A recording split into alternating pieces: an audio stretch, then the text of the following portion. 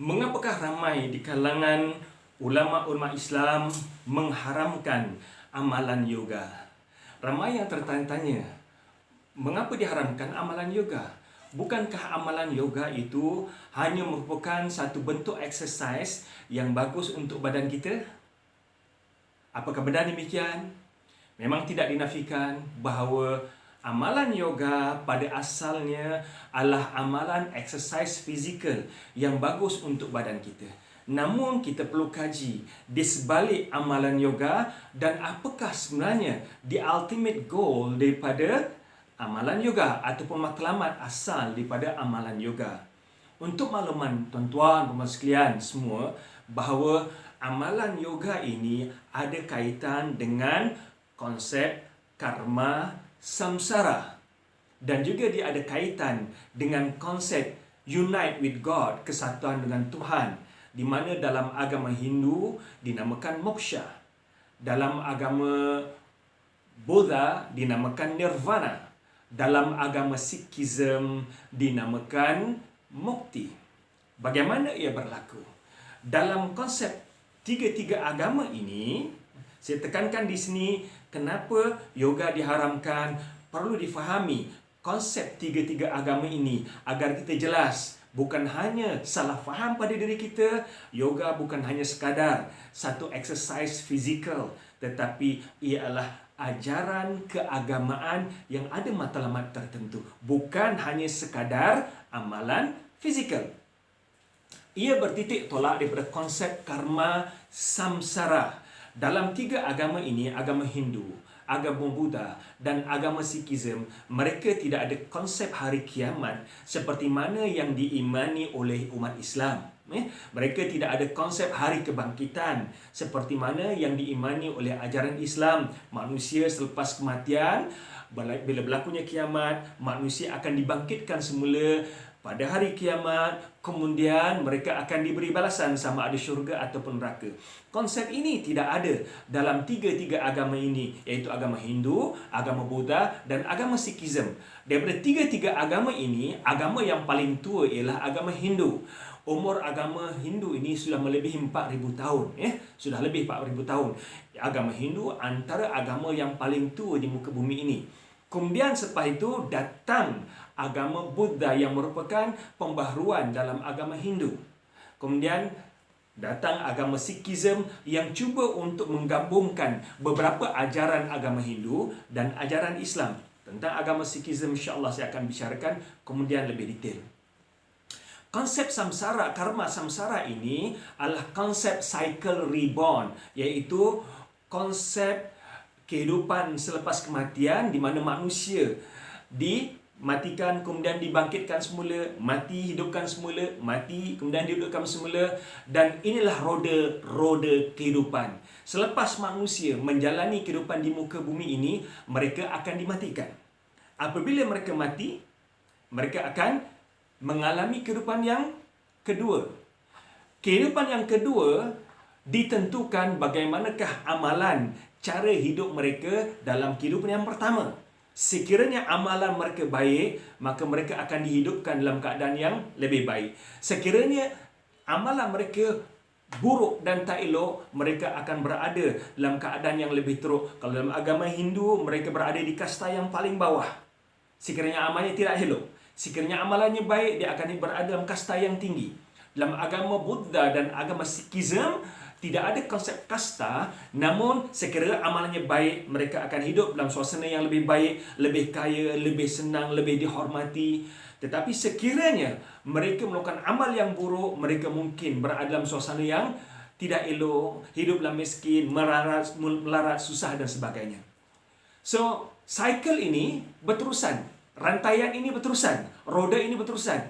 Dihidup, kemudian mati, kemudian hidup balik, dan kehidupan ini yang ketiga ditentukan oleh kehidupan yang kedua. Kemudian dia menjalani kehidupan. Sekiranya dia melakukan amalan ikut hukum karma, kehidupan yang keempat nanti akan ditentukan oleh kehidupan yang ketiga. Seterusnya lah sampai bila-bila cycle ini tidak berhenti ataupun rantaian roda kehidupan ini tidak berhenti, di mana manusia akan menjalani kehidupan di muka bumi ini, kemudian apabila sampai kematian dia akan mati, kemudian dihidupkan balik, mati hidup balik tanpa ada endingnya, tanpa ada penutupnya. Hanya penutup ini boleh dilakukan sekiranya seseorang manusia itu mencapai satu peringkat yang dinamakan unite with God. Kesatuan dengan Tuhan. Bagaimana nak mencapai kesatuan dengan Tuhan? Di sinilah amalan yoga diperlukan. Amalan yoga dilakukan supaya manusia dapat memutuskan rantaian cycle reborn dan mereka tidak dihidupkan kembali di muka bumi ini apabila mereka telah pun berjaya bersatu dengan Tuhan. Baik, bagaimana ia berlaku? Konsep yoga dilakukan dalam 2 peringkat. Peringkat yang pertama, peringkat dipanggil physical yoga, di mana fizikal manusia ini akan dilatih untuk melakukan fokus dalam bermeditasi. Sebab tu kita lihat peringkat awal, yoga perlukan minda kita untuk fokus. Walaupun peringkat awal hanya fokus kepada aktiviti fizikal. Sebab tu kalau kita perhatikan orang yang melakukan yoga, segala tindakan ataupun aktiviti yang dilakukan perlukan fokus pada minda dan juga fizikal. So peringkat awal, yoga adalah latihan badan kita untuk melakukan amalan-amalan tertentu agar dia taat kepada Tuhan sampai satu peringkat. Peringkat yang kedua, sampailah peringkat yang dinamakan spiritual yoga. Di sinilah ketika mana yoga itu dilakukan dengan konsep meditasi, bagaimana manusia boleh fokus dengan Tuhan, dan dia mencapai peringkat fana, di mana dalam keadaan proses fokus pada Tuhan ini dengan menjaga makanannya, kurang makan. Biasanya orang yang melakukan proses yoga ini, dia akan makan makanan yang begitu sikit. Dia tak banyak makan makanan yang basah, dia tidak makan daging, dia melakukan amalan vegetarian. Dan sampai satu peringkat mereka akan makan begitu sikit hingga ketika ada mereka yang meninggal dunia dalam keadaan badannya tidak rosak sebab badannya tidak mengandungi air yang banyak. Apa yang the ultimate goal, matlamat yang mereka lakukan daripada amalan spiritual yoga ini ialah minda mereka perlu fokus dengan membaca mantra-mantra tertentu ataupun amalan tertentu. Dengan fokus yang ada pada minda ini, hasilnya nanti mereka boleh bersatu dengan Tuhan, unite with God. Dan peringkat kesatuan dengan Tuhan inilah yang dinamakan dalam agama Hindu sebagai moksha. Moksha apabila manusia telah pun bersatu dengan Tuhan. Maka apabila kesatuan dengan Tuhan ini, konsep karma samsara telah pun terputus. Segala syariat yang menyebabkan manusia dibangkitkan semula, kehidupan berikutnya itu sudah perantaian ini akan terputus. Konsep karma, konsep moksha, nirvana dan mukti ini akan memutuskan hukum karma samsara, akan memutuskan rantaian cycle reborn, akan memutuskan roda-roda kehidupan dengan manusia dapat bersatu dengan Tuhan, di mana dalam agama Hindu dinamakan moksha, dalam agama Buddha dinamakan nirvana, dalam agama Sikhism dinamakan mukti, di mana manusia boleh bersatu dengan Tuhan. Oleh itu, kita dapat perhatikan di sini, amalan yoga bukan hanya sekadar amalan fizikal, tetapi matlamat akhirnya ialah untuk memutuskan rantaian karma samsara ataupun hukum karma apabila manusia dapat bersatu dengan Tuhan, yang dinamakan moksha ataupun nirvana ataupun mukti, ikut perbezaan agama sama agama Hindu, Buddha ataupun Sikhism.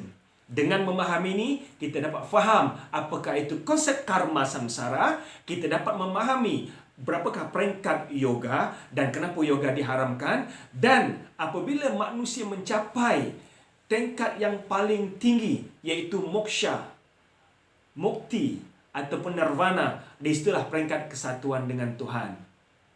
Cuma satu yang saya bimbang, dikala mana manusia, umat Islam mengaitkan dengan konsep kesatuan dengan Tuhan ini, syariat telah pun terangkat, ini ada juga penyelewengan yang berlaku ataupun salah faham yang berlaku dalam agama Islam. InsyaAllah kita akan bicarakan dalam video akan datang.